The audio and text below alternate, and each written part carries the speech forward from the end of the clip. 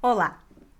E hoje eu volto aqui para falar mais um pouquinho sobre esse projeto maravilhoso que traz o Enneagrama como instrumento de desenvolvimento pessoal e aquisição de habilidades.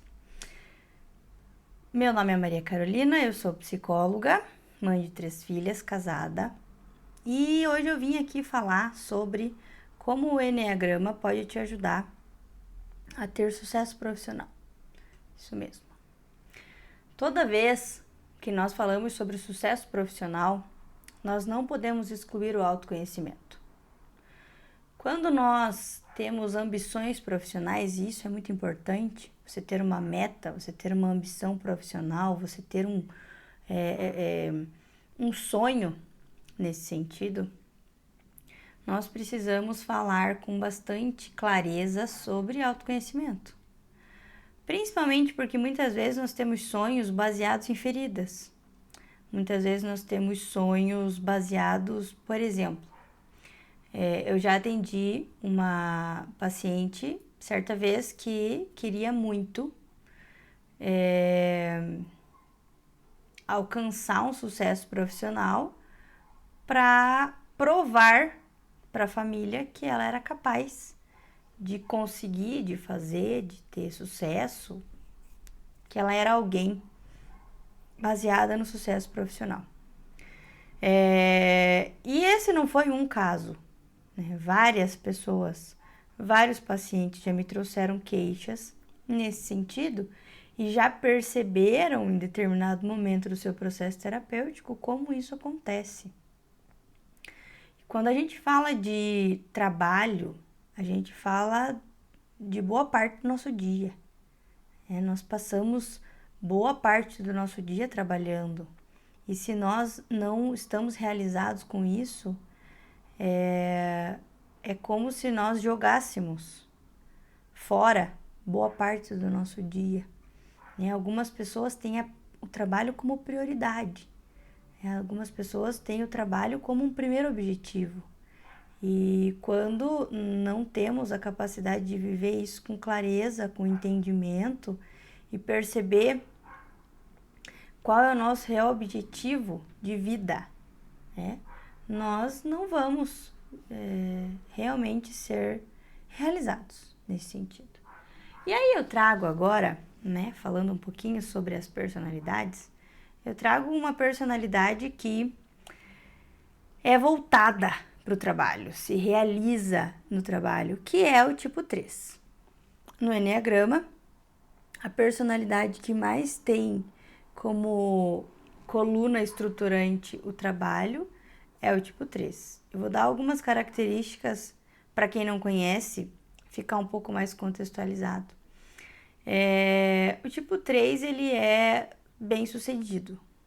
Ele tem uma capacidade de otimismo muito grande diante dos projetos e por conta disso ele atrai as pessoas para projetos, as pessoas confiam nele, as pessoas têm, geralmente, quem é do time, onde um tipo 3, por exemplo, é um líder, as pessoas vão ter bastante facilidade de topar os projetos, porque ele vem disso com muita tranquilidade. As pessoas do tipo 3 também são bem estéticas, né? Elas têm um olhar estético, um olhar que procura o belo, o arrumado, o organizado. Então a roupa do 3 está sempre arrumadinha, bonitinha, né? Ele tem uma preocupação muito grande com a imagem. E é uma imagem que passa aquele que é bem sucedido. E bem sucedido também no sentido financeiro, né? Um dinheiro.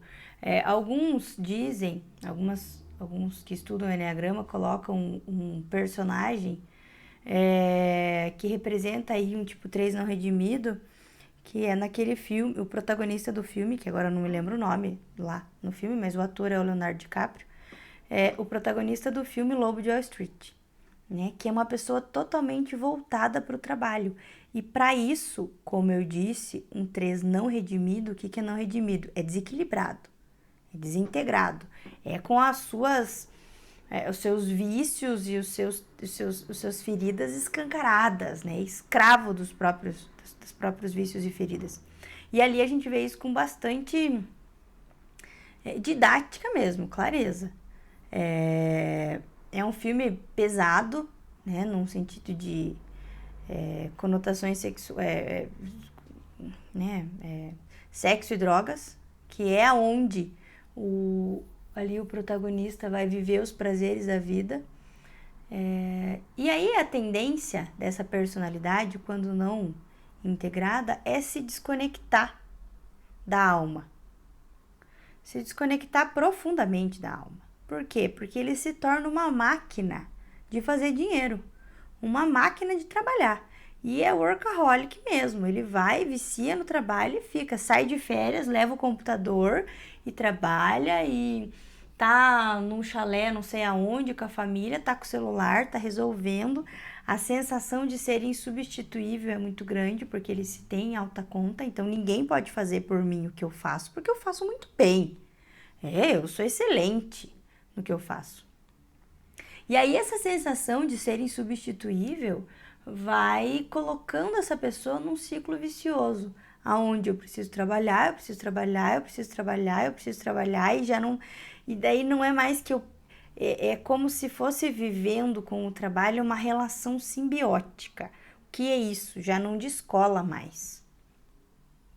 A minha vida do meu trabalho. A minha vida é o meu trabalho. Muitas pessoas ainda colocam como prioridade, por exemplo, trabalho e depois o resto.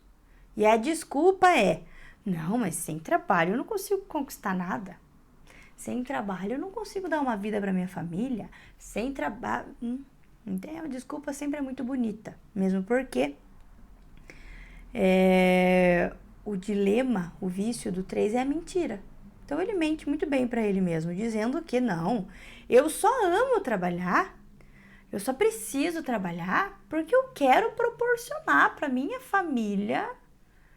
E me desculpa, você que está me ouvindo, se você tem esse pensamento, para analisar com profundidade e você vai ver, talvez com um pouco mais ou um pouco menos de dificuldade, que é verdade o que eu tô falando, que é uma grande desculpa. E é muito bonito, né? É um discurso muito bonito, mas não é real. O que é real? Que eu preciso viver com base em troféus. E aí eu trabalho para conquistar um troféu financeiro, né? Para ostentar. Eu não gosto dessa palavra porque caiu um pouco numa vala meio desagradável, mas quer dizer isso, entende? Para ostentar uma imagem, né? Para pintar uma imagem de felicidade com base nas coisas. E aí eu existo. É como se o 3 pegasse aquela frase, né, de Descartes, né, penso, logo existo, e dissesse: tenho sucesso, logo existo. Tenho dinheiro, logo existo. Tenho status, né, tenho uma imagem bem construída, logo existo. E aí eu volto um pouco aí no começo do nosso vídeo, porque eu comecei falando sobre o autoconhecimento como contribuição para o sucesso. E aí eu trouxe uma personalidade que é escrava do sucesso, escrava do trabalho. E como caminho de integração, as pessoas que têm, por exemplo, essa personalidade, elas não vão parar de trabalhar. Muito pelo contrário.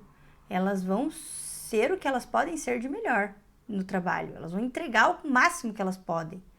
E elas vão permanecer tendo sucesso. Mas a proposta é permanecer tendo sucesso no trabalho, na vida afetiva, na vida pessoal, na sua família. Entende? É eu não deixar de lado as outras áreas da minha vida para viver só e voltado somente para o trabalho. para o trabalho, tendo isso como prioridade. E aí outras personalidades vão trazer um cenário contrário. Por exemplo, já falei do meu caminho de integração, então os que já assistiram o vídeo anterior conhecem o tipo 9,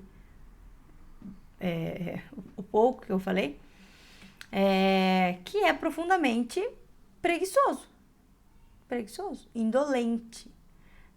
E aí, qual é o caminho de integração?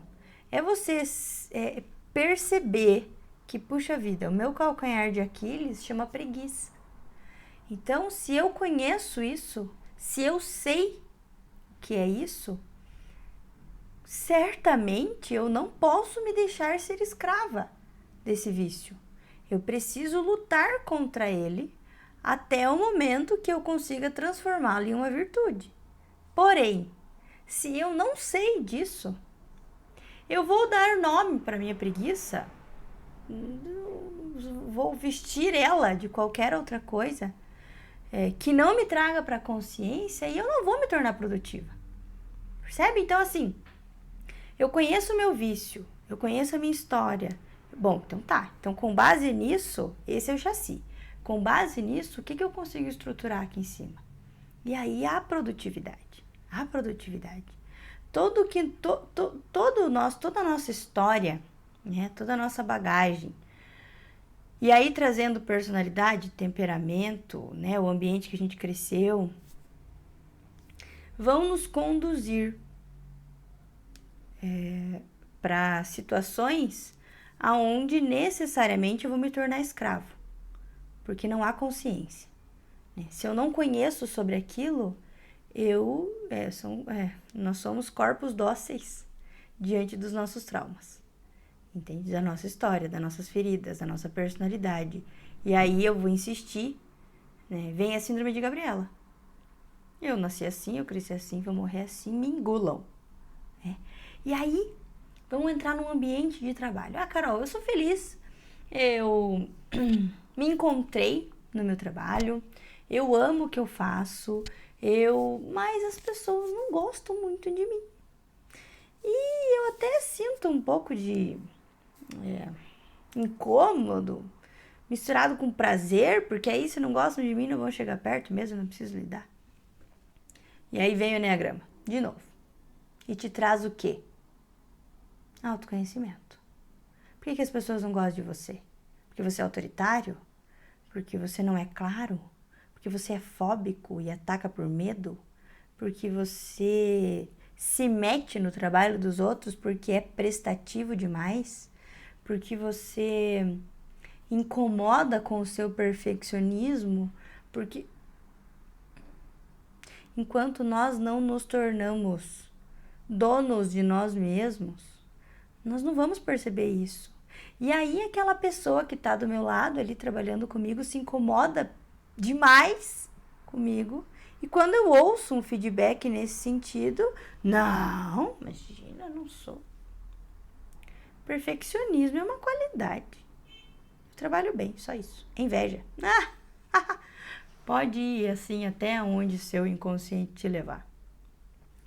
Quando nós nos tornamos donos de nós mesmos, nós temos consciência da nossa podridão, dos nossos defeitos, dos nossos vícios, nós temos a capacidade de nos tornarmos pessoas melhores. E desculpa, mas se você se tornar uma pessoa melhor, para você precisa se tornar uma pessoa melhor para quem está à sua volta. Porque o teu vício não acaba só com a sua vida. Ele acaba com a vida das pessoas que estão à sua volta. Ele te impede de crescer na sua empresa. Muitas vezes, pessoas competentes, tecnicamente falando, não conseguem crescer no trabalho porque não tem coeficiente emocional, porque não tem capacidade de controlar a reação, porque não conhece a sua raiva, porque explode, porque... Entende? Então, esse é o lugar onde o autoconhecimento entra para te proporcionar sucesso, te proporcionar uma vida agradável dentro dessa situação que é o trabalho, que te consome boa parte da sua vida. A gente não pode escolher a mediocridade também no trabalho. Eu vou lá, eu sento lá, eu trabalho. É todo dia igual. Eu vou, eu trabalho, eu faço meu trabalho. Quando a gente vive essa anestesia, talvez, diante do trabalho, porque não gosta do que faz, ou porque não sabe lidar com pessoas, a gente escolhe ser infeliz. Puxa, e quando eu faço algo que eu não gosto, eu não vou fazer bem. E se eu não faço aquilo, se eu não gosto daquilo, porque eu tenho um vício que me impede de gostar daquilo, e o vício é a preguiça, o egoísmo, a ira, tá? Nesse sentido. Se eu tenho um vício que me impede de gostar do meu trabalho, eu não vou fazer ele bem. E aí, com certeza eu vou escolher a mediocridade e eu não vou crescer. Eu não vou crescer. Né? Tem algumas personalidades que muitas vezes, por exemplo, um é perfeccionista. Quando ele não alcança, não, né? Ele nunca alcança, porque perfeição ninguém alcança. Mas não alcançando a perfeição, ele começa a entrar num looping de autopunição tremenda. E aí, muitas vezes, a pessoa do tipo 1 não cresce profissionalmente porque está se punindo. Eu não mereço ser promovido. Eu não mereço. E aí, o inconsciente vai trabalhando e as atitudes da pessoa vão acontecendo contra ela, para que ela não cresça, porque ela não merece aquilo. É uma autopunição, é um autoboicote, é o nome que você quiser dar, mas é baseado na falta de autoconhecimento. Quando eu sei isso, eu consigo romper o ciclo vicioso. O autoconhecimento rompe todo e qualquer ciclo vicioso que o nosso ego pode viver. Rompe. O que acontece? Então eu tô vivendo, a vida tá acontecendo, porque a vida não para pra gente se desenvolver, graças a Deus, porque se parasse a gente não ia querer se desenvolver, ia ficar acomodado na vida parada. Então a vida não para pra gente se desenvolver. Ponto. A vida tá acontecendo e eu acabo me permitindo ser levado por essa vida acontecendo. Me permitindo ser levado por essa vida acontecendo. E aí eu não permito que as coisas aconteçam, eu não permito que eu me desenvolva, que eu aprenda, que eu trabalhe, que eu ganhe, que outras questões que impedem também a gente de se desenvolver quando não tem autoconhecimento por exemplo, já atendi casos também de pessoas que tiveram uma família, os pais não foram felizes profissionalmente, não conseguiram ter uma vida financeira tranquila, positiva, saudável, e essas pessoas só repetem o trauma da família, a ferida da família. E aí eu não posso, Carol, qual que é a fala do inconsciente, né? A forma com que a dor conduz. A dor conduz para que essa pessoa não tenha sucesso. Por quê? Porque eu não mereço ter sucesso. Os meus pais não tiveram e eu não mereço ter sucesso. Se os meus pais não tiveram, eu não mereço ter sucesso.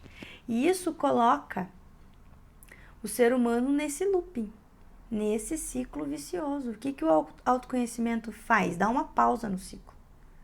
E passa aí a criar um ciclo virtuoso, que é onde a gente merece viver. É nesse ciclo virtuoso e não vicioso que a gente merece viver, aonde eu consigo entender os meus potenciais, entender a minha história, entrar em contato com a minha dor.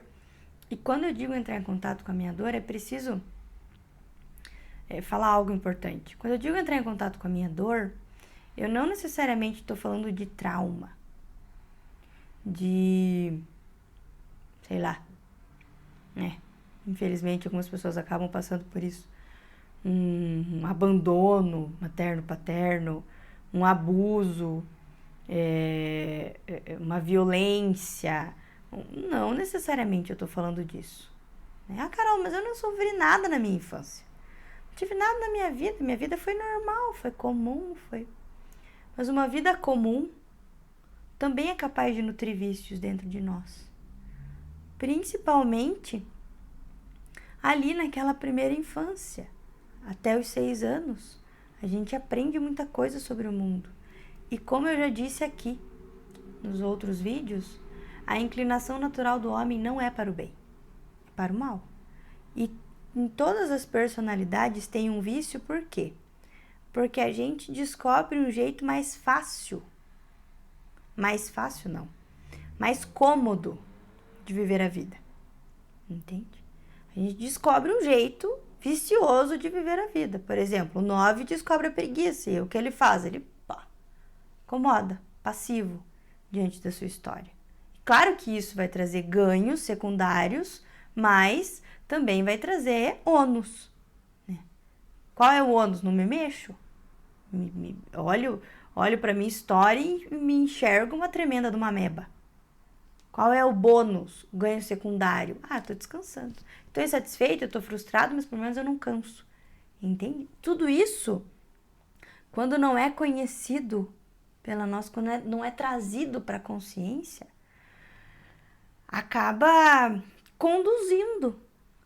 E aí a gente tem uma vida onde é conduzida por um vício e eu tenho sempre o ganho secundário e não vou desenvolver. E não nós não merecemos escolher o ciclo vicioso. Nós merecemos lutar e nos desenvolver a ponto de viver o ciclo virtuoso no nosso trabalho, na nossa vida pessoal, né? E geralmente, por mais que a pessoa trabalhe com máquinas, geralmente o trabalho ele exige que nós tenhamos tato, né, com as pessoas em volta. Você vai ter um chefe, você vai ter um colega de trabalho, você vai ter a pessoa que limpa a sua sala, ou você vai ser a pessoa que limpa a sala das pessoas, ou você vai ter um porteiro que você passa e cumprimenta, entende? Então,